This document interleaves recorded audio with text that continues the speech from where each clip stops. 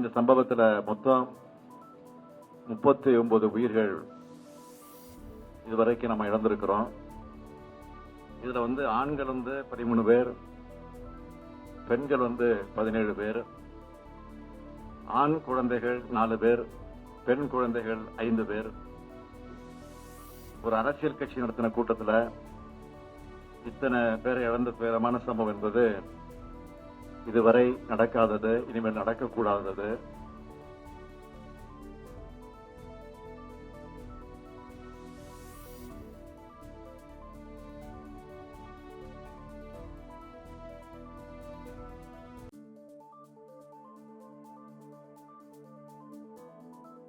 அவங்க குடும்பத்துக்கு என்ன ஆறுதல் சொல்லி தேற்றுவது என்று தெரியாமல் திக்கு முக்காடி கொண்டிருக்கிறேன்.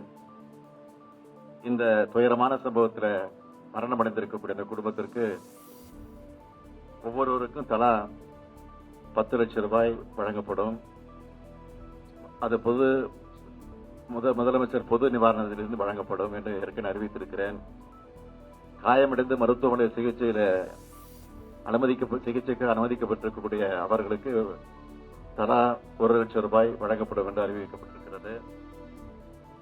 அது மட்டுமல்ல, ஓய்வு பெற்ற உயர்நீதிமன்றத்தினுடைய நீதியரசர் திருமதி அருணா ஜெகதீசன் அவர்கள் தலைமையில ஒரு நபர் விசாரணை கமிஷன் ஆணையத்தை உடனடியாக அமைக்க நான் உத்தரவிட்டிருக்கிறேன்.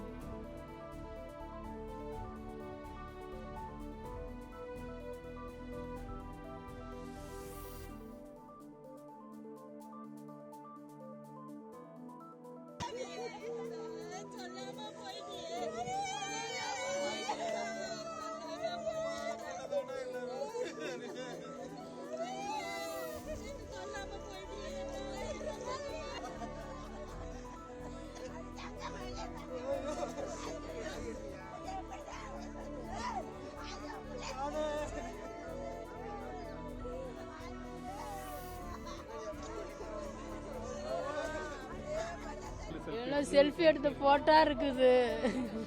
பேசுற 6:30 மணிக்கு நான் கும்பலா இருக்கு வந்துருங்க, நாங்க பத்திரமா தான் நிக்கிறோம், வந்துருவோம் அப்படின்னாங்க. செய்தி பார்த்துட்டு தான் நானே போனேன். அடுத்த மாசம் கல்யாணம் போயிட்டாங்க, 2 பேருமே போயிட்டாங்க.